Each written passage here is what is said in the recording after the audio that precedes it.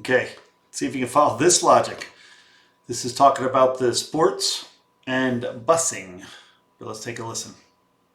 Can you hear me? Yes. Am I to understand that we have a fully funded sports athletics schedule for this year?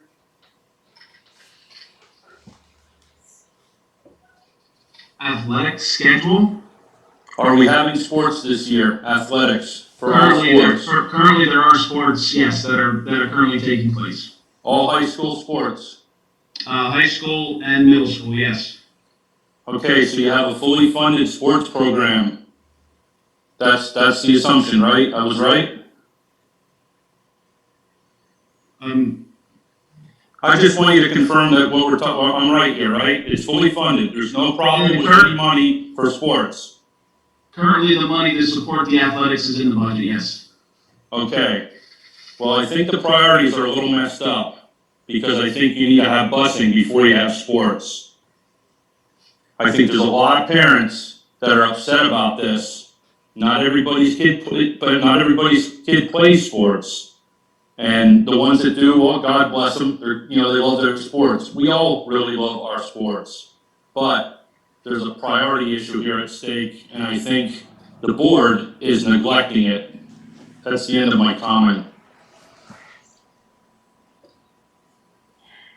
We have an option to be able to provide it. Mr. Riley, could you please let the individuals who requested to speak I speak? just wanted to respond. One of the things Well, we were asking one of the to things allow the them auditor, sir, one of the things the Auditor General said is when a person speaks within the Mr. community, Shaner? that Shaner? Ryan Shaner? Yeah, I would actually be interested in kind of piggybacking off the previous person's question and hearing from the individual board members prior to their vote on this transportation fund, why it is that we are moving forward with school versus transportation. I'd be happy to start. This is Rita Spinelli. I am not picking sports over transportation. If it were my decision, I would not have fall sports. But we are part of the league, and if that league is going to have fall sports, then it won't happen. Also, it has...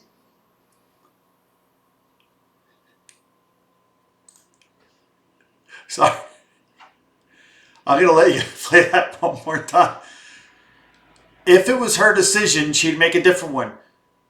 Oh, honey, who do you think the director is? Who has the responsibility of making this decision?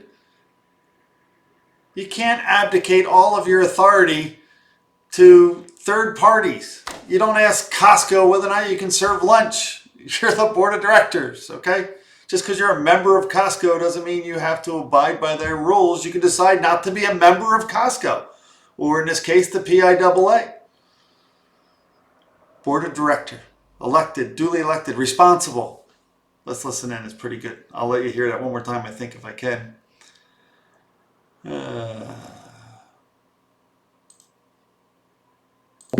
Versus transportation. I'd be happy to start. This is Rita Spinelli. I am not picking sports over transportation. If it were my decision, I would not have fall sports. But we are part of the league, and if that league is going to have fall sports, then it won't happen. Also, it Ms. Spinelli, can you hear me? Yes? Do we not get the opportunity as an individual school to make the decision as to whether or not we participate? Yes, we do. Lead Yes, does not mean we have to participate, correct? We do, and I just got done telling you that it would be my individual decision not to. But I'm telling you that this is part of a 9-person board. And right now, the district is in a league, and when they decide what they're going to do, we will make a decision. Second of all, the money that is put for the sports program isn't going to cover the difference in busing. So yes, I agree with you. I agree with you 100%, but that's not where we are right now. We are in a position where we can offer, this is the best we can offer right now. So would the sports budget cover the additional makeup amount? I know it won't cover the full amount of transportation, but if we're earmarking this $800,000 that we're getting somewhere, would the sports budget fund the additional that would be needed to provide transportation to all students? Not until I see what Mr. Bradley's talking about, because from when I look at his presentations, he picks numbers out of the air. They are not based on anything. We went over No, this with I'm our not asking contractor. about Mr. Bradley's, but I'm asking about what we're actually physically paying for this program. I don't have that in front of me, sir, but in order to do what Mr. Bradley suggested, which is give transportation to all students with the buses that Mr. George can provide us, because we have to only have 2 children in a seat, and it's easy to say put more buses on, but if Mr. George doesn't have more buses, what are we supposed to do? My point is, you asked for each individual board member's opinion, and I'm giving you mine. I will let someone else give you theirs now. Thank you, I appreciate that.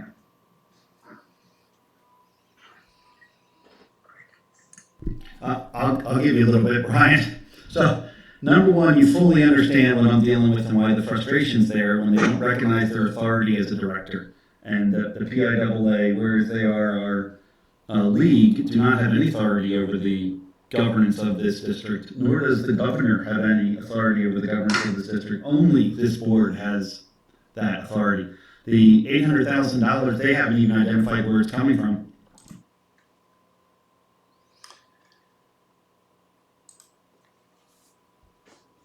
Making decisions without information makes people look like idiots. They should get the information, vet the information, and then make a decision.